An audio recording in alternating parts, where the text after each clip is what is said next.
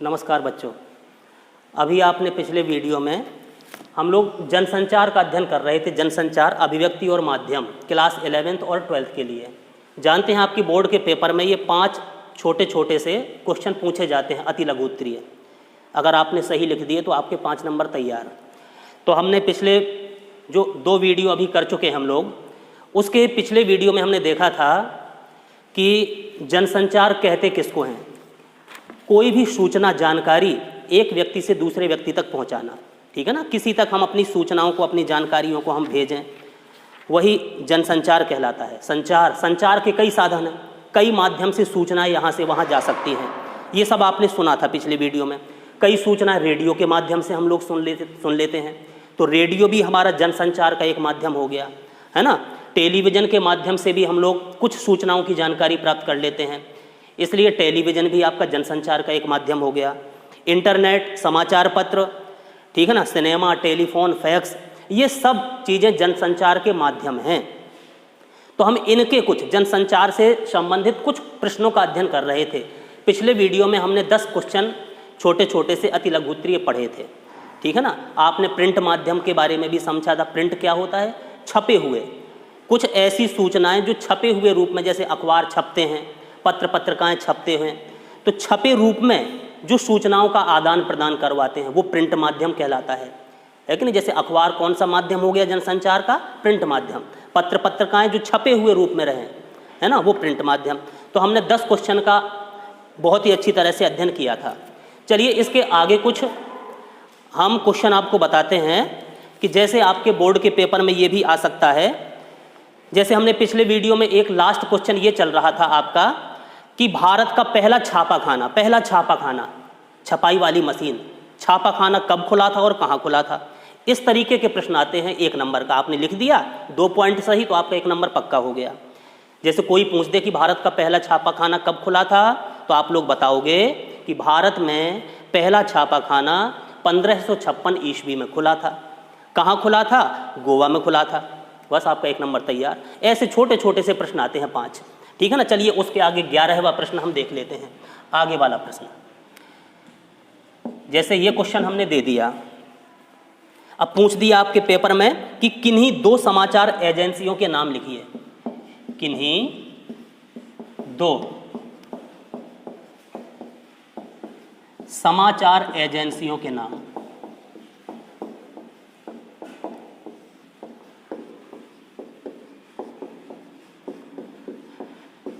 किन्हीं 2 समाचार एजेंसियों के नाम लिखिए, ये प्रश्न आ गया। अब 2 एजेंसियां कई प्रकार की हैं, लेकिन सिर्फ आपको 2 एजेंसी के नाम लिखना है। तो वो 2 एजेंसी कौन कौन सी हो सकती हैं? एक तो आपकी उत्तर में लिख सकते हो, आंसर में इसके नंबर। पहली एजेंसी आपकी है पीटीआई भाषा,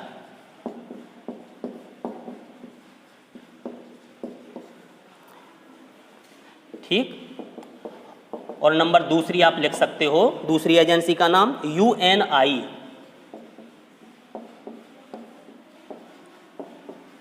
तो ये एजेंसी हो गई आपकी 2 एजेंसी पूछी थी, होती बहुत सारी हैं, सिर्फ 2 पूछी तो आपको 2 एजेंसी के नाम लिख दिए। ऐसे छोटे छोटे से क्वेश्चन आपको याद करना पड़ेंगे। तो हम कम से कम 40-50 आपको क्वेश्चन दे देंगे और हो सकता है संभवतः उन्हीं में से 5 आपके पेपर में आ जाएंगे, ठीक है ना। तो इन छोटे छोटे क्वेश्चन को आप धीरे धीरे याद भी करते रहिए। तो ये आपने बस 2 शब्द लिख दिए, आपका 1 नंबर तैयार हो गया, ठीक। अगला प्रश्न, ड्राई एंकर किसे कहते हैं? प्रश्न है आपका, ड्राई एंकर किसे कहते हैं? ये क्वेश्चन पूछ दिया आपके बोर्ड के पेपर ने। आ गया क्वेश्चन आपका। अब इसका आंसर लिखना है आपको। तो कैसे लिखोगे? ड्राई एंकर किसे कहते? सुनिए, हम थोड़ा सा संक्षिप्त भाषा में लिखा दें। जब एंकर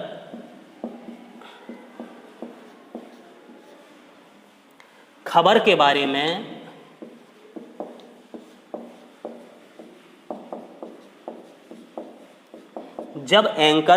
बारे में सीधे सीधे बताता है,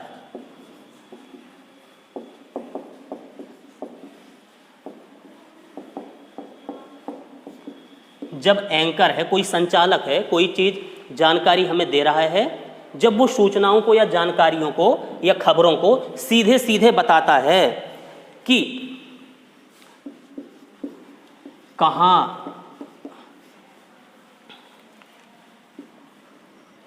क्या, कब और कैसे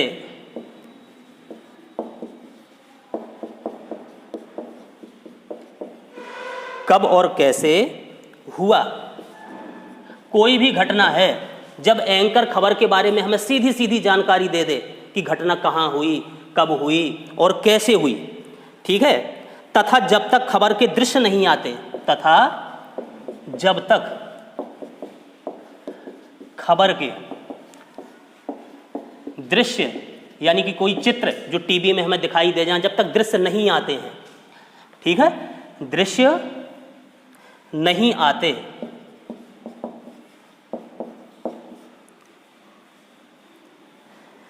खबर के दृश्य नहीं आते, एंकर दर्शकों को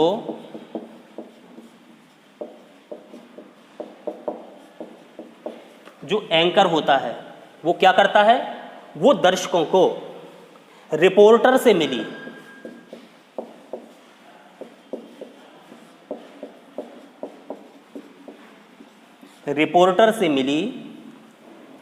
जानकारियों के आधार पर सूचनाएं पहुंचाता है। जानकारियों के आधार पर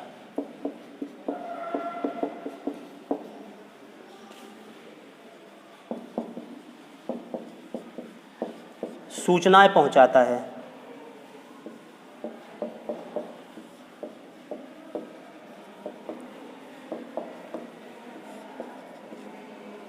उसे ड्राई एंकर कहते हैं।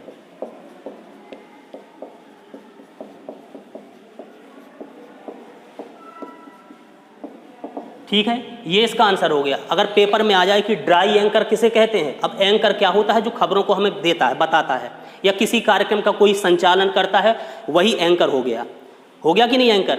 तो हमने ड्राई एंकर किसे कहा कि जब एंकर खबर के बारे में हमें सीधी, जहां से उसको सूचना मिल गई, बस सीधे सीधे हमको सूचना बताता है कि घटना कहाँ घटित हुई है कि नहीं, जिस चीज़ की हम सूचना दे रहे हैं वो कहाँ उसका कार्य हुआ, कब हुआ, कैसे हुआ, ठीक है ना, सीधे सीधे बताना शुरू हो जाता है। जब तक खबर के दृश्य नहीं आते, उसके चित्र नहीं आ जाते हैं, ठीक है, तो रिपोर्टर से मिली, रिपोर्टर जो पत्रकार वगैरह होते हैं, उनसे जो जानकारी उसे प्राप्त होती रहती है, तो उसके आधार पर वो सूचनाएं पहुंचाता रहता है, बोलता रहता है लगातार, है कि नहीं, उसी को हम कहते हैं ड्राई एंकर, उसी को ड्राई एंकर कहते हैं। चलिए 2 क्वेश्चन आपने देख लिए, ठीक है ना, कि 2 समाचार एजेंसियों के नाम ये पता चल गया आपको, और ड्राई एंकर किसे कहते हैं इसके बारे में पता चल गया कि सीधे सीधे जब एंकर हमें सूचनाएं देता है, खबर पहुंचाता है कि कहाँ कौन सी घटना हुई, कब हुई, कैसे हुई, जब तक उसके दृश्य नहीं आ जाते, जब तक किसी चीज़ के जो घटना स्थल के दृश्य नहीं आ जाते हैं सामने, वो चित्र नहीं हमें दिखाई देते हैं, तो रिपोर्टर से जो सूचनाएं भेजता है एंकर हमारे पास तक, जो वो सूचनाएं भेजने का कार्य करता है, उसी को हम ड्राई एंकर कहते हैं। ठीक, अगला प्रश्न आपसे पूछा जा सकता है, अगला प्रश्न हो सकता है आपके लिए कि फोन इन क्या होता है। फोन इन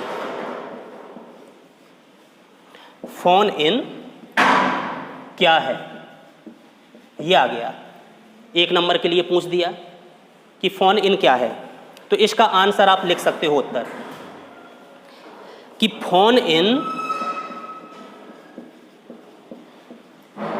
वे सूचनाएं या समाचार होते हैं। ठीक, ये महत्वपूर्ण प्रश्न है, ये कम से कम याद कर लीजिए, ये कई साल आया है बोर्ड के पेपर में 1 नंबर के लिए। तो फोन इन वे सूचनाएं या समाचार होते हैं जिन्हें एंकर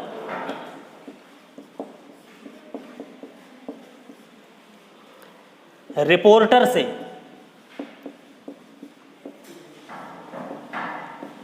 क्या है फोन इन उन सूचनाओं को या उन समाचार को हम कहेंगे जिन्हें एंकर रिपोर्टर से फोन पर बातें करके,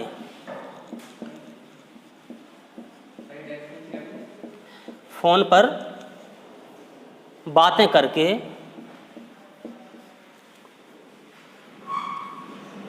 फोन पर बातें करके दर्शकों तक पहुंचाता है।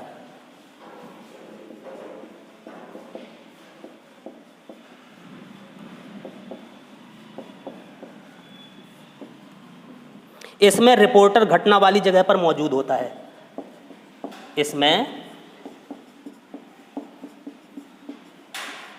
रिपोर्टर जो होता है वो घटना वाली जगह पर मौजूद रहता है।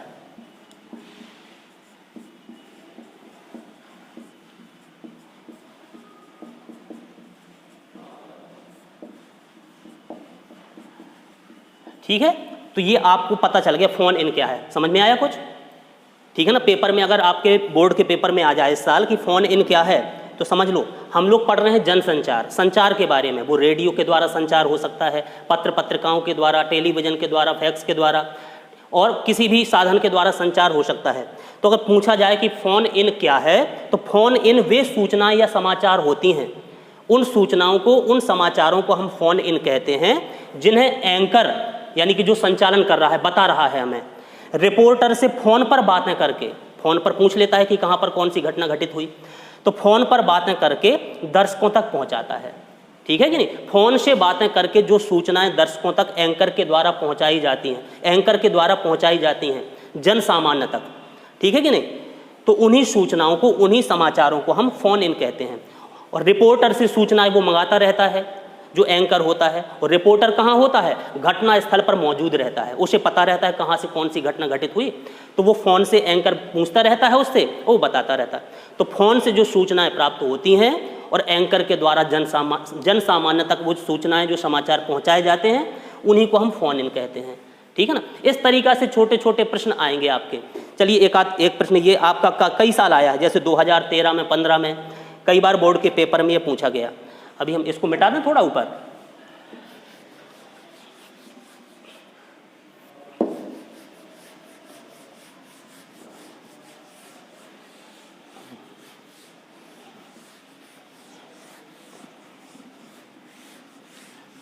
एंकर बाइट, एंकर बाइट किसे कहते हैं? ठीक है, एंकर बाइट किसे कहते हैं?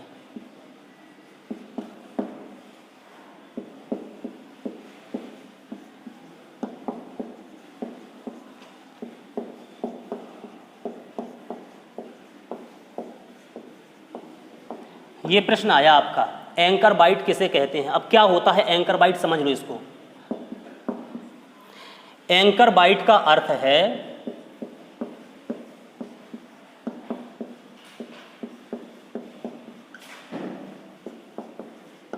एंकर बाइट का अर्थ है कथन, यानी कहना। शाब्दिक अर्थ है एंकर बाइट का कथन। ठीक, अब कैसा कथन? अब इसको थोड़ी विस्तारित हम कर दें, विस्तार रूप दे दें इसको। जैसे टेलीविज़न है आपका, टेलीविज़न में किसी खबर को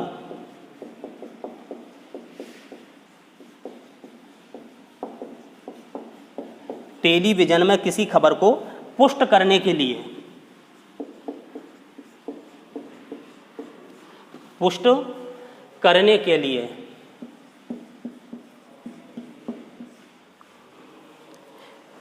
इससे संबंधित बाइट दिखाई जाती है। इससे संबंधित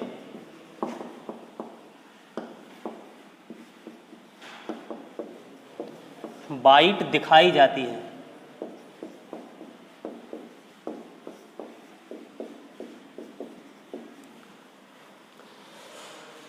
किसी घटना के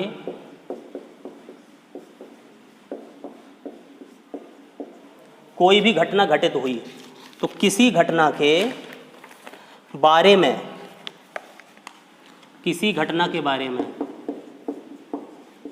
प्रत्यक्षदर्शी, उस घटना से संबंधित जिन्होंने कोई घटना देखी है, वो प्रत्यक्षदर्शी हैं, सामने घटना को देखने वाले।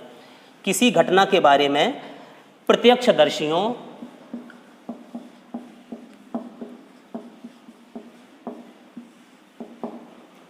या संबंधित व्यक्तियों का कथन, या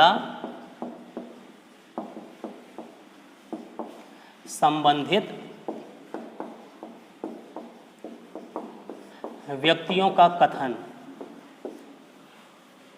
दिखा और सुनाकर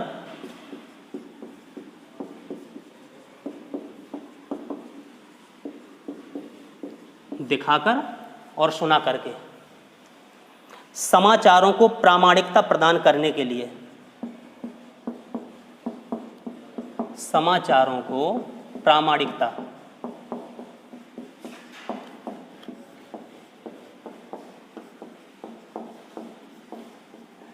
प्रदान करने के लिए इसका प्रयोग किया जाता है।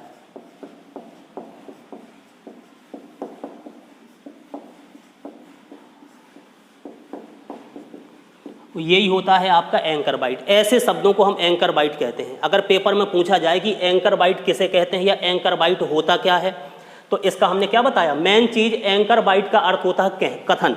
कथन माने कहना। अब कहेगा कौन, ऐसा नहीं कि सब कोई कहे, उसके कथन को हम एंकर बाइट कहते हैं। किसका कथन, जैसे टेलीविजन में किसी खबर को, टेलीविजन में कोई सूचना आई, कोई कहीं घटना घटित हो गई, अब टेलीविजन में वो घटना हम पेश कर रहे हैं, उसको पुष्ट कर रहे हैं, हाँ ये सही घटना है, जो हम दिखा रहे हैं ये सही घटना है। तो टेलीविजन में किसी खबर को पुष्ट करने के लिए, सही प्रामाणिकता देने के लिए, ठीक है कि ये सही है, सत्य खबर हम दिखा रहे हैं आपको, तो इसको पुष्ट करने के लिए इससे संबंधित बाइट दिखाई जाती है। बाइट का मतलब कथन, इससे संबंधित कथन दिखाया जाता है। किसका कथन दिखाया जाता है, किसी घटना के बारे में प्रत्यक्षदर्शी, जहां पर कोई घटना घटित हुई, उस घटना का कोई प्रत्यक्षदर्शी है, उसने अपनी आंखों से उस घटना को देखा है होते हुए, तो उस प्रत्यक्षदर्शी का या उससे संबंधित व्यक्ति, यानी कि जिसके साथ दुर्घटना हुई, कोई घटना किसी व्यक्ति के साथ हुई या उसके परिवार के लोग हैं, वो अपना सत्यवाद प्रमाणित करते हैं, हाँ हमारे साथ भाई ऐसा हुआ, उन्होंने फिर ऐसा हुआ, ये एक्सीडेंट ऐसा हो गया, यहाँ से गाड़ी आई।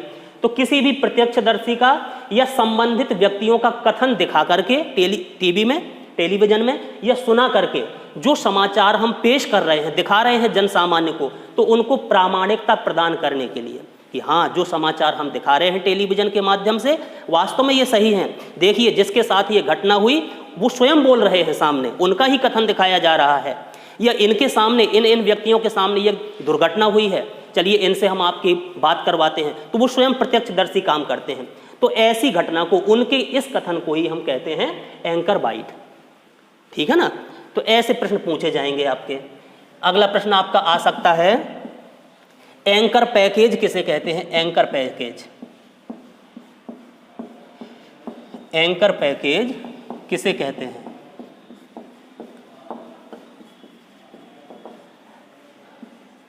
तो इसका उत्तर आप लिख सकते हो, एंकर पैकेज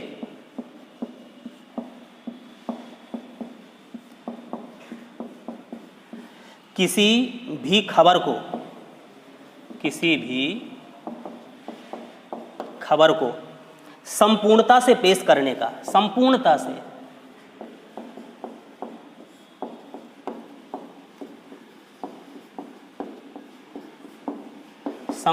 से पेश करने का साधन होता है।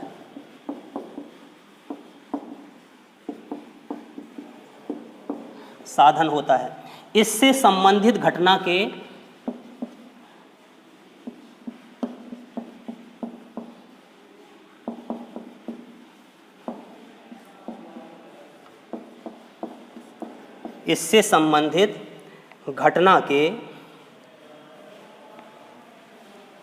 दृश्य लोगों की बाइट, यानी कि लोगों का कथन, और ग्राफिक से जुड़ी सूचनाएं, ग्राफिक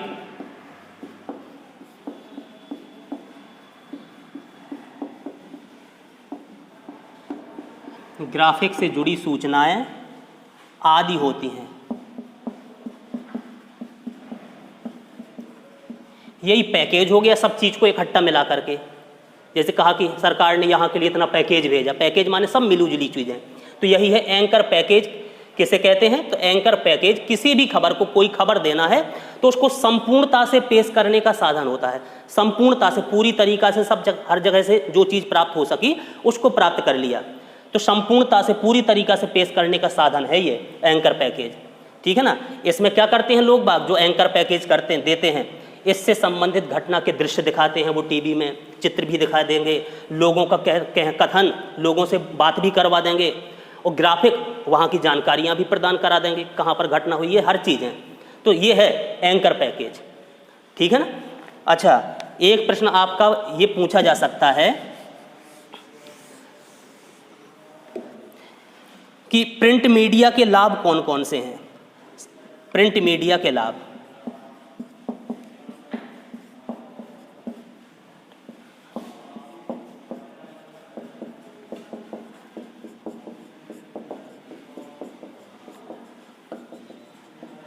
प्रिंट मीडिया के, अब प्रिंट मीडिया किसे कहते हैं बेटी बताओ, प्रिंट मीडिया क्या है? अभी थोड़ी देर पहले बताया था। ये आपके जनसंचार का तीसरा वीडियो है चल रहा, 2 पार्ट इसके हो गए, ठीक है ना। तो प्रिंट मीडिया होता, प्रिंट माने होता है छपे हुए रूप में। जनसंचार का मतलब हम टीवी के द्वारा भी सूचनाएं इधर से उधर भेजते हैं, रेडियो के द्वारा भी सूचनाओं का आदान प्रदान होता है, और कुछ छपे हुए रूप में जैसे पत्र हैं, अखबार हैं, पत्रिकाएं हैं, है ना, जिनको हम काफ़ी समय तक रख सकते हैं सुरक्षित सूचनाओं के रूप में, उनको जमा भी रख सकते हैं बहुत लंबे समय तक। तो छपे हुए रूप में जो सूचनाएं प्रेषित होती हैं, भेजी जाती हैं, ठीक है ना, वो प्रिंट माध्यम, छपे रूप में जो सूचनाएं जाएं, अखबार के माध्यम से, ठीक है ना, पत्र पत्रिकाओं के माध्यम से। तो प्रिंट मीडिया के लाभ कौन कौन से हैं बताओ, कौन कौन से लाभ हैं प्रिंट मीडिया के, छपाई वाली मीडिया वाले, कौन कौन से लाभ हैं? जैसे नंबर 1 उत्तर में लिख सकते हो आप लोग। एक लाभ तो इसका यह है कि प्रिंट मीडिया को हम, प्रिंट मीडिया को धीरे धीरे दोबारा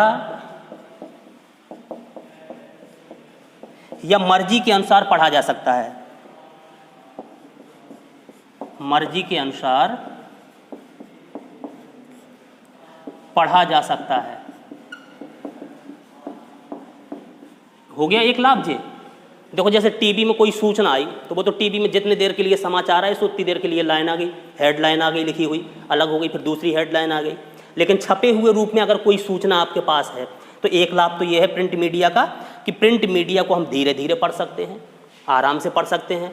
अगर एक बार पढ़ लिया समझ में नहीं, उसको हम दोबारा भी पढ़ सकते हैं क्योंकि छपे हुए रूप में हमारे पास में है, और मर्जी के अनुसार जब चाहे तब पढ़ सकते हैं। तो एक लाभ ये हो गया प्रिंट मीडिया का, ठीक। और दूसरा लाभ, किसी भी पृष्ठ या समाचार को किसी भी पृष्ठ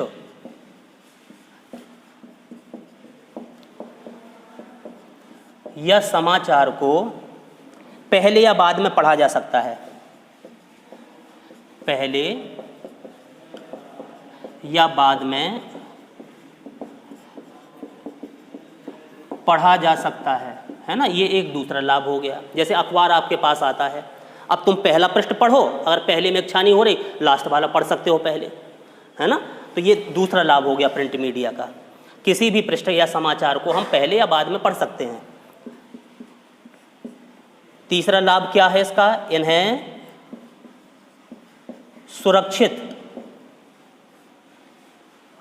रखकर संदर्भ की तरह इस्तेमाल किया जा सकता है।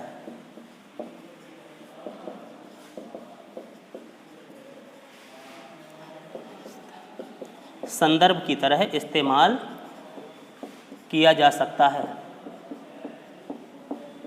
ठीक है ना। काफ़ी लंबे समय तक इसको रख सकते हैं हम सुरक्षित, नष्ट नहीं होगा। जैसे अखबार है, लोग बागों के पास में कई वर्ष पुराने अखबार हैं, है ना। अब जैसे कोई लाइब्रेरी में चले जाते हैं, पूछते हैं कि भाई हमें इस तारीख का पेपर निकाल दीजिए, न्यूज़पेपर, तो वो निकाल करके दे देता है, तो सुरक्षित भी रख सकते हैं हम। तो ये कुछ लाभ हैं, ठीक। अच्छा, एक और महत्वपूर्ण प्रश्न है, इसको बिल्कुल रट डालिए आप, ये हो सकता पेपर में आपके आ ही जाए इस साल। डेडलाइन किसे कहते हैं? डेडलाइन,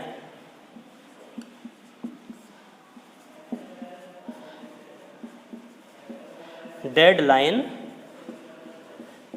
किसे कहते हैं?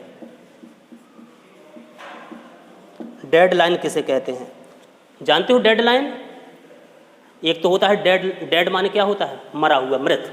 अब इसको डेडलाइन जनसंचार के माध्यम से हमें इसको परिभाषित करना है कि डेडलाइन है क्या। तो इसको हम लिख सकते हैं इसके आंसर में कि समाचार पत्रों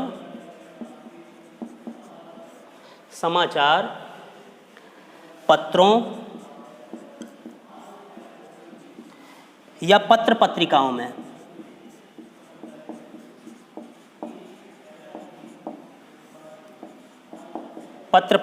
में समाचार या रिपोर्ट प्रकाशन हेतु, समाचार या कोई भी रिपोर्ट है उसके प्रकाशन के लिए,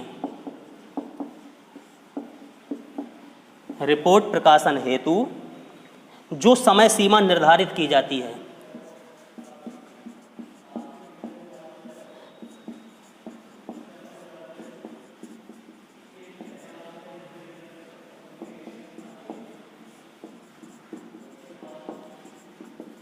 उसे ही डेडलाइन कहते हैं। ठीक है ना।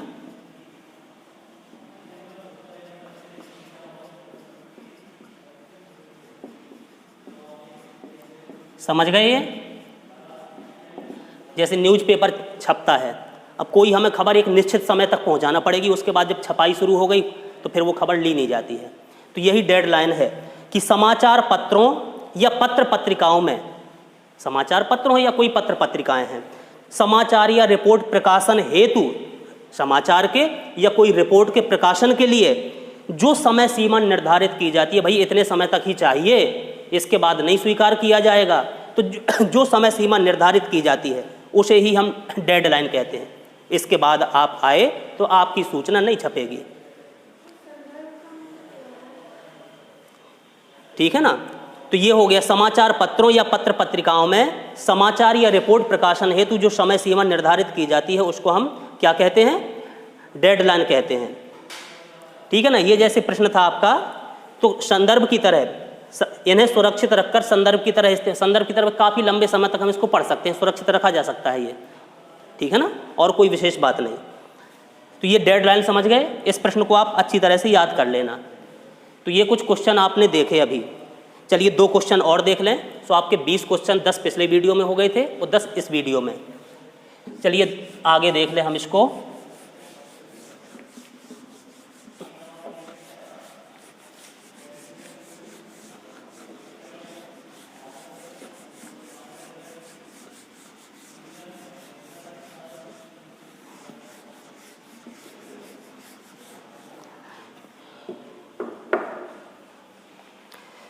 जैसे ये प्रश्न आ जाए आपका कि प्रिंट माध्यम के लेखकों को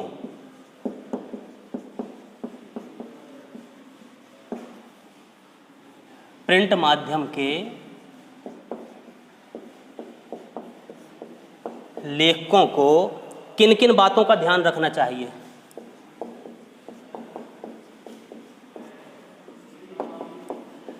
किन किन बातों का ध्यान रखना चाहिए? ठीक है ना। ये प्रश्न पूछ दिया। प्रश्न का मतलब क्या है कि जो प्रिंट माध्यम के लेखक हैं, प्रिंट माध्यम यानी छपे रूप में जो सूचनाओं को भेजने का कार्य करते हैं, ठीक है ना, छपाई वाला कार्य करते हैं, छपे रूप में सूचनाएं जो आदान प्रदान करते हैं, ठीक है ना। तो प्रिंट माध्यम के लेखकों को किन किन बातों का ध्यान रखना चाहिए? तो ये आंसर आप लिख सकते हैं कि प्रिंट माध्यम के लेखकों को,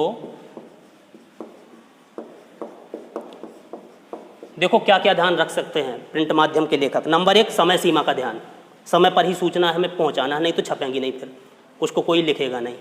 ठीक है ना। नंबर 1 क्या ध्यान रखेंगे? समय सीमा। समय के भीतर ही सूचनाएं भेजना है, समय सीमा का, डेडलाइन का ध्यान। ठीक है ना। समय सीमा को ही कहते हैं डेडलाइन। समय की जो सीमा है उसी के भीतर कार्य। ठीक है। डेडलाइन का ध्यान रखना चाहिए।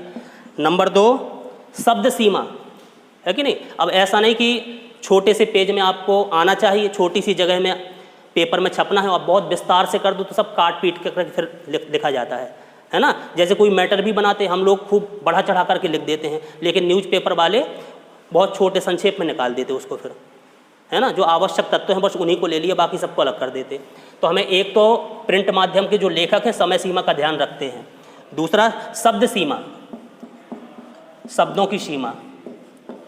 ठीक है ना। जितने शब्द चाहिए उतने के अंतर्गत ही लगभग। और अशुद्धियों का ध्यान रखना कि बहुत अशुद्धियां ना हो, गलती ना हो।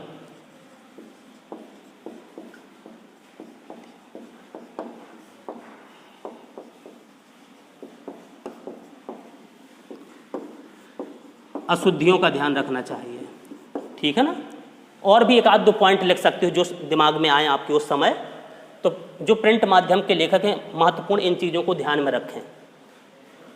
चलिए एक लास्ट क्वेश्चन देख लें हम। मुद्रित माध्यमों की सीमा।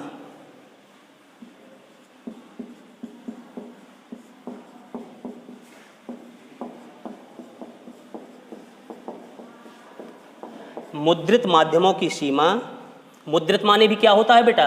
प्रिंट, वही है प्रिंट माध्यम, छपे हुए माध्यम, उसको मुद्रित भी कह सकते हैं एक भाषा में, ठीक है ना। ये प्रिंट माध्यम ही है, ये हो सकता है यहाँ पर, यानी कि मुद्रित यानी कि प्रिंट माध्यमों की सीमा। कमजोरियों का उल्लेख करो।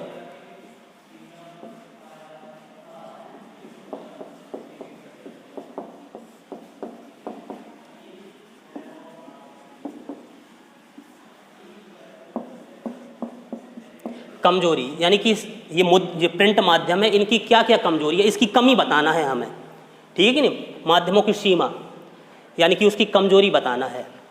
तो क्या है, क्या कमी में इसके लिख सकते हो, क्या कमजोरी आप बता सकते हो प्रिंट माध्यम की? एक तो यह है कि प्रिंट माध्यम जो है निरक्षर जो होते हैं उनके लिए बेकार है ना। जो बिना पढ़े लिखे हैं तो उन्हें अक्षर ज्ञान ही नहीं है, तो वो प्रिंट माध्यम क्या पढ़ेंगे, ठीक है। तो एक तो ये कमी हो गई प्रिंट माध्यम की, यानी कि प्रिंट माध्यम निरक्षरों के लिए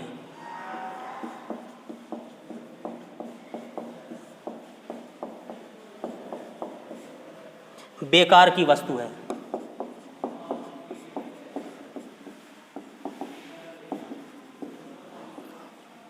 इसके अलावा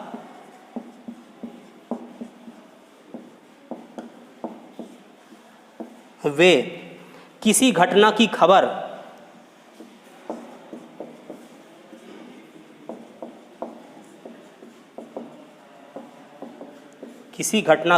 एक निश्चित समय बाद ही दे सकते हैं।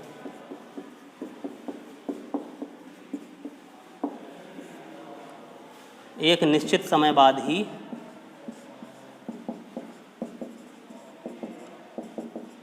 दे सकते हैं, ठीक है। और भी एक आध पॉइंट आप लिख सकते हो। तो ये कुछ महत्वपूर्ण कमी है उसकी, जो हम बता दी कमजोरी है कि नहीं। जैसे अखबार वाले हैं, कोई दुर्घटना हो गई, कोई एक्सीडेंट हो गया, कहीं कुछ भी कार्य हो गया, कोई घटना घटित हो गई, अब टीवी में तुरंत आ गया भाई, वो ख़त्म हो गए, उनका अंतिम संस्कार वहाँ किया जाएगा। अब न्यूज़पेपर वाले इंतजार करेंगे जब समय आएगा, भाई अब कल छपेगा ये, ठीक है ना। तो ये मुख्य चीज़ हो गई आपकी, हमने बता दी। इसके अलावा भी एक दो पॉइंट जो आपके दिमाग में आए तो वो भी लिख सकते हो। यानी कि प्रिंट माध्यम निरक्षरों के लिए एक तो बेकार है, और इसके अलावा भी किसी घटना देने के लिए या कोई खबर देने के लिए उसके लिए एक निश्चित समय बाद ही दे सकते हैं उसको हम, ठीक है ना। तो इस प्रकार से ये कुछ महत्वपूर्ण 8-10 प्रश्न आज आपने तैयार किए। अगले वीडियो में कुछ और महत्वपूर्ण प्रश्नों की हम जानकारी करेंगे। अभी इसको यहीं समाप्त करेंगे। धन्यवाद।